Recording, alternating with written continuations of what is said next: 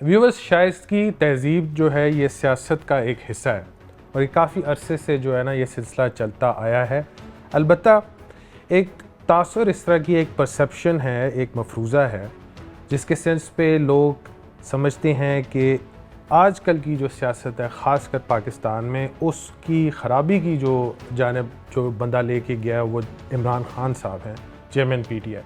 اس سے منسلک آپ نے بہت ساری چیزیں سنی ہوں گی۔ جتنی بھی پی ٹی آئی کے رائیول پارٹیز ہیں ساروں کا یہی ایک پرسیپشن ہے کہ عمران خان نے جو تہذیب ہے اور سیاست میں تہذیب کا جو کانسیپٹ ہے اوور آل اس کو چیلنج کیا ہے اور ایک نئی سینس آف پولیٹکس جو ہے نا وہ انٹروڈیوس کرائی ہے پاکستانی سیاسی پس منظر میں۔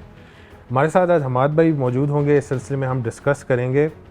حماد بھائی، ویسے تو دیکھا جائے تو جو آپ کی سیاست ہے اس کی ایک بیسک ڈیفینیشن ہے کہ اگر آپ کا پولیٹیکل رائیول ہے تو اس کی اچھی سے اچھی چیز کو آپ نے برے اینگل سے دکھانی ہے اور اس کی اپنی جو بری سی بری چیز ہے اس کو اچھے طریقے سے دکھانا ہے۔ تو اس بیسس پہ جو پی ٹی آئی کے لوگ بھی ہیں وہ بھی یہی کہتے ہیں کہ ہم لوگ یہ چیزیں اس وجہ سے کرتے ہیں کیونکہ اٹس پارٹ آف پالیٹکس جو ہے، اور باقی سیاسی جماعتیں بھی یہ چیز کر چکی ہیں۔ اب ایگری کرتے ہیں اس بات سے؟ دیکھیں، جب ہم اپنے سیاسی تاریخ کا جائزہ لیتے ہیں تو ایک متضاد منظرنامہ ہمارے سامنے ہے۔ یعنی اسی سیاست کا حصہ اقبال بھی رہے، کتنے بڑے رائٹر تھے، کتنے بڑے دانشور تھے، کتنا کام کیا۔ ابوالکلام آزاد بھی رہے، میں پارٹیشن سے پہلے کی بات کر رہا ہوں۔ مولانا محمد علی جوہر بھی رہے، مولانا ظفر علی خان بھی رہے۔ یعنی انٹلیکچوئلز، بہت بڑے رائٹر، بہت بہترین دماغ بھی اسی سیاست کا حصہ رہے۔ لیکن اس کے ساتھ پیرالل ایک چیز یہ بھی چلتی رہی کہ عمران خان پر بعد میں آتے ہیں، پہلے بات کرتے ہیں کہ اس وقت سے یہ چیز چلتی رہی۔ یعنی ہم قائد اعظم کی مثال لیتے ہیں تو جمعیت العلماء ہند کا رویہ انتہائی سخت تھا، اور احرار والوں کا بھی، یعنی قائد اعظم کو کافر اعظم تک بولا گیا۔ جی بالکل۔ یہ سلسلہ آگے چلتا ہے تو پھر ولی خان اور قیوم خان جو خیبر پختونخوا میں پختون بیلٹ میں ایک دوسرے کے حریف تھے، وہاں پر بھی یہ چیز بہت دیکھنے میں آئی۔ اور دیکھیں، جب رویہ بہت سخت ہوا تو اس کا سایہ جو ہے نا وہ اس سیاست پر بھی پڑا اور اس سے ایک تشدد بھی ابھرا۔ پھر قیوم خان جب وزیر اعلیٰ خیبر پختونخوا تھے تو بابڑا 400 کے قریب عوامی نیشنل پارٹی کے ورکروں پر فائرنگ ہوئی، بہت سے ورکر شہید بھی ہو گئے تھے۔ پھر یہ سلسلہ آگے چلتا چلتا جب 60s میں ہم آتے ہیں تو فاطمہ جناح وہ قائد اعظم کی بہن تھی، لیکن انہیں کیا کچھ نہیں کہا گیا، غدار تک کہا گیا۔ پھر بھٹو صاحب کا دور آتا ہے تو پھر بھی یہ چیز موجود ہے، بھٹو صاحب ڈبل بیرل اور کیا کچھ نہیں، اور پھر ایف ایس ایف تک جاتا ہے معاملہ۔ 80s میں جب جنرل ضیاء کا دور تھا تو بے نظیر بھٹو کے خلاف انتہائی سخت رویہ، اور پھر لیٹ 80s میں تو پھر بے نظیر بھٹو اور نصرت بھٹو کے تصاویر والے معاملات بھی سامنے آئے۔ تو یہ چیز موجود تھی سیاست میں، یہ نہیں کہ یہ پہلے سے موجود نہیں تھی۔ لیکن المیہ یہ ہوا کہ 2000 میں سوشل میڈیا کی آمد ہوئی۔ پہلے تو چلو پی ٹی وی تھا تو وہاں تو کوئی نہ کوئی مطلب اخبار یا P T V check and balance ہوتا تھا، کچھ نہ کچھ۔ لیکن سوشل میڈیا میں پھر یہ چیز نہیں تھی، وہ تو جس کے ہاتھ میں موبائل تھا تو بس وہ جو اس کے دل میں آتا وہ کہہ جاتا تھا۔ اچھا، اس کے فوراً بعد عمران خان کی سیاست سامنے آئی۔ سیاست تو اس نے 96 میں پی ٹی آئی بنائی تھی، لیکن 2011 اکتوبر 2011 میں پھر اس کو وہ کچھ اور، اس کا پس منظر کچھ اور ہے کہ اتنے 15-16 سال بعد ان کو اچانک ایسی رائس کیوں ملی۔ لیکن بہرحال جو ہی وہ سیاسی طور پر مقبول ہوئے تو انہوں نے جو یہ کچھ اچھی تاریخ نہیں تھی، لیکن اس تاریخ کو انتہا پر وہ لے کر گئے۔ انتہائی بد تہذیب اور غیر شائستہ زبان کا استعمال انہوں نے خود کرنا شروع کیا۔ تو ایک تاریخ ہے کہ جو لیڈر کا رویہ ہوتا ہے وہ اس کے کارکنوں کا بھی ہوتا ہے۔ یعنی جس طرح بھٹو صاحب تھے ایک جارحانہ انداز تھا، تو پھر جیالوں کا بھی وہی انداز تھا۔ نواز شریف ذرا مدھم سے تھے تو پھر ان کے کارکن تھے وہ بھی ذرا مدھم مزاج کے تھے۔ لیکن عمران خان جس مزاج کا حامل تھا وہ پھر ان کے کارکن بھی وہی بنے یوتی عرف عام میں. تو پھر ان کے منہ میں جو آیا, جس صحافی نے مخالفت کی تو اس کو مابین کی گالیاں, سیاستدانوں کو, بیوروکریٹس کو, اور پھر یہ سلسلہ چلتے چلتے یہ 9 مئی تک بھی جاتا ہے بدقسمتی سے, اور اداروں کے خلاف بھی. یعنی پہلے اداروں کے خلاف یہ چیز نہیں تھی, عمران خان نے اس میں ادارے اور افراد بھی شامل کر لیے. اچھا, ایک اور انٹرسٹنگ چیز ہے, کیونکہ ہم لوگ کافی لوگ جانتے ہیں کہ ایک post truth post modernist society میں رہتے ہیں جہاں پہ سچ کی گہرائی تک لوگ جانے کی کوشش نہیں کرتے, البتہ سچ سے جو اگلی فارم ہے نا اس کی تلاش کرتے ہیں. مطلب کہ اگر کوئی آپ کا اوپینین ہے فیکٹس پہ بیسس کہ 5+2 جو ہے وہ 7 ہے, لیکن دوسرا اس چیز کو بعد سے ایگری نہیں کرے گا, وہ کہے گا مے بی آپ کا اوپینین ہے حالانکہ یہ میتھمیٹیکل فیکٹ ہے. تو اس طرح کی ابھی ہماری آگے سیاست چلی گئی ہے. یہ امریکہ میں بھی کافی ساری اس کی مثال ملتی ہے, یورپین پولیٹکس میں بھی ملتی ہے. 30s کے ٹائم پہ ایک فاشزم کی ویو آئی تھی جس کو کہتے ہیں گرینڈ فیشن کے طور پہ فاشزم جو ہے انٹروڈیوس ہوا تھا یورپ میں.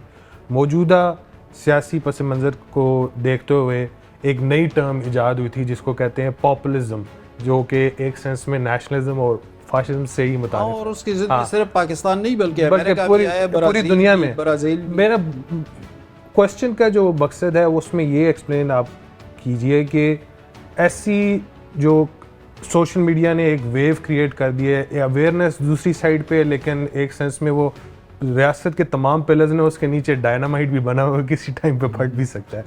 تو اس چیز کو اگر ہم مد نظر رکھیں تو کوئی بھی لیڈر ہو اور وہ الٹے سیدھے الزامات لگاتے رہے ایک دوسرے کو, اور اس کی آواز جو ہے چونکہ سوشل میڈیا پہ اور زیادہ پرمیٹ ہوتی ہے, تو اس کو تو اس چیز کا ویسے بھی فائدہ ہوگا چاہے وہ جھوٹ ہی کیوں نہ بول رہا ہو. دیکھیے اس کا فائدہ تو ہمیشہ سے سیاسی لیڈر اٹھاتے رہے ہیں نا, الزامات کا. بدقسمتی یہ ہے کہ چونکہ ہماری شعور کی سطح اس نہج پر نہیں پہنچی کہ ہم حقائق تک رسائی ہو, مطلب جو حقائق ہوتے ہیں اس تک ہم پہنچیں یا اس کو جانچیں. ہم نے بس لیڈر کی بات کے ساتھ اپنے ذہن کو باندھ دیا ہے, اور جو لیڈر نے کہا ہم نے اسے سچ مان لیا. یہ بیانیے بھی اسی طرح ترتیب پائے. یعنی بھٹو صاحب نے کہا کہ ہم لال قلعے پر پرچم لہرائیں گے, تو جیالو نے کہا کہ ہم تو لال قلعے پر پرچم لہرائیں گے. اب بھائی سامنے کے حقائق تو اس سے مختلف ہیں نا, لیکن ایک جذباتی رو میں وہ بہہ جاتے ہیں, اور یہ جذباتی رو پہلے سے اسی طرح ہوتا رہا.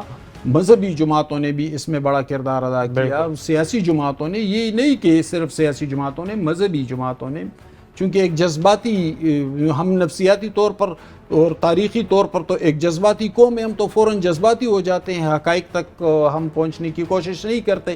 باقی ایک اور میڈیا کا ایک بڑا سینٹرل رول ہے, گیٹ کیپر کے طور پہ ہم کہتے ہیں کہ میڈیا بنتا ہے, آواز جو اندر آنی چاہیے لوگوں تک وہ جانے دیتا ہے, کچھ کو روکتا بھی ہے تاکہ تھوڑا سا کنٹرول رہے, لوگوں کی ذہنی کیفیت جو اس کو چیلنج نہ کیا جائے, خراب نہ ہو جائے. سوشل میڈیا کے ٹائم پہ اب تقریباً ہر کسی کے پاس ایک سیاسی شعور بھی ہے اور سیاسی وابستگی بھی ہے, جڑنا شروع ہو گیا ہر کوئی. پہلے تو یہ ہوتا تھا نا کہ 90s کے ٹائم پہ 80s کے ٹائم پہ حلقے میں اس کی اپنی سیاست ہے, نواز شریف, بے نظیر بھٹو, 2 پولیٹیکل پارٹیز آپس میں جو ہے کنٹیسٹ کر رہی ہیں, لڑ رہی ہیں, اور اس میں بھی جوش خطابت میں کافی الٹے سیدھے حرکتیں کی گئی تھیں. اس ٹائم پہ جب ہر کسی کو ایک سینس میں سوشل میڈیا نے سیاسی اونرشپ دے دی ہے کہ آپ یہ چیز بول سکتے ہیں, آپ اپنے پوائنٹ آف ویو کو ایکسپریس کر سکتے ہیں, چاہے وہ غلطی کیوں نہ ہو, چاہے وہ صحیح کیوں نہ ہو. اس چیز کو میکسیمم روکا کیسے جا سکتا ہے؟ البتہ کیونکہ روکنے کا تو اس کا چانس نہیں ہے کیونکہ یہ پرمیٹ کرتا رہتا ہے. لیکن اگر ہم نے تہذیب کو, سیاسی تہذیب کو اور اس کی شائستگی کو, اس کلچر کو واپس سیاست میں لانا ہے, آپ کے خیال میں بہترین طریقہ کیا ہوگا؟ دیکھیے, ایک تو قانون کو مضبوط بنانا ہوگا. یعنی کون سا قانون؟ دنیا کا کہ انتہائی وحشی کوئی قوم ہونا, وہاں بھی کوئی قانون ہوتا ہے. یہ الگ بات ہے کہ قانون کی پابندی نہیں کی جاتی. ہمیں قانون کو مضبوط بنانا ہوگا, اور قانون جب بنتا ہے تو وہ صرف اس کو لکھا نہیں جاتا بلکہ وہ گرد و پیش کے پورے تاریخی تناظر کو لیتے ہیں, لوگوں کے نفسیات کو, وہاں کے بودوباش کو، کلچرز کو، وہ سب کچھ اسی میں موجود ہوتا ہے. تو ہماری جو تاریخ ہے یا جو ہمارا کلچر ہے یا جو ہماری تہذیب و تمدن ہے، وہاں تو گالم گلوچ کی اجازت نہیں ہے. ہمارے معاشرے میں تو اب بھی بزرگوں کے سامنے ہم بات تک نہیں کرتے. ان سے تکرار تو دور کی بات، وہ کوئی بات کرے تو ہم اس کی مخالفت بھی نہیں کرتے، اپنا پوائنٹ آف ویو بھی نہیں دیتے. لیکن یہاں یہ معاملہ اس لیے آگے بڑھا کہ قانون بہت پیچھے ہٹ گیا تھا. قانون کیوں پیچھے ہٹا؟ اس کے بھی کچھ پس پردہ بہت سارے کردار ہیں اور کچھ وجوہات ہیں. وہ بہرحال اس پہ اب بات نہیں کرتے، وہ کسی اور نشست میں کریں گے. ویوز انٹرسٹنگلی جو آرٹیکل 14 ہے when it comes to freedom of expression اور اس سے منسلک چیزیں ہیں، اس کو اگر ہم دیکھا جائے تو اس میں کافی ساری ایویلویشن کی جاتی ہے. ابھی تو پوسٹ ٹروتھ ڈائنامکس میں اگر دیکھا جائے تو قانون ہے آپ کا فیک نیوز سے ریلیٹڈ، جو پیمرا کے رولز اینڈ ریگولیشن بھی متعارف ہوئے ہیں. سوشل میڈیا پہ کس حد تک جو انسان اپنے اوپینین کو ایکسپریس کر سکتا ہے، جو فیک خبر ہے یا فیک نیوز کا ایلیمنٹ ہے وہ کتنا پرمیٹ کرتا ہے، اس کو روک کس طرح سکتے ہیں. اسی چیز سے وابستگی آپ کی وہ بھی چیز جڑی ہوئی ہے، کیونکہ unfortunately which is very unfortunate کہ کافی حد تک میجر ایشوز پہ پولیٹیکل ایفیلیشنز کی وجہ سے فریڈم آف ایکسپریشن پہ خاص کر جو ہے نا قدغن لگا دی جاتی ہے، اس سینس پہ کہ ہم نے فیک نیوز کا ایلیمنٹ جو ہے نا اس کو روکنا ہے یا کسی کے بیانی کو جو ہے نا کاؤنٹر کرنا ہے. اس چیز کو مد نظر رکھتے ہوئے سوشل میڈیا کی جو واسٹنس ہے، at the end of the day جو آپ کی سیاسی تہذیب میں شائستگی کا جو کلچر ہے اسی طرح آگے آ سکتا ہے جب تمام سیاسی پارٹیز جو ہیں اور ان کے لیڈران جو ہیں وہ اپنا لہجہ جو ہے ایٹ لیسٹ تبدیل کریں، اور جو بھی وہ بولتے ہیں اس کے بہت معنی ہوتا ہے. اس چیز کو وہ مد نظر رکھتے ہوئے شائستہ گفتگو کریں، اختلاف ضرور رکھیں لیکن کسی کے خلاف گالم گلوچ یا خام خواہ کے الزامات نہ لگائیں. خیر، مجھے اور حماد بھائی کو آج کے شو سے اجازت دیں، اگلی دفعہ حاضر ہوں گے. اللہ حافظ.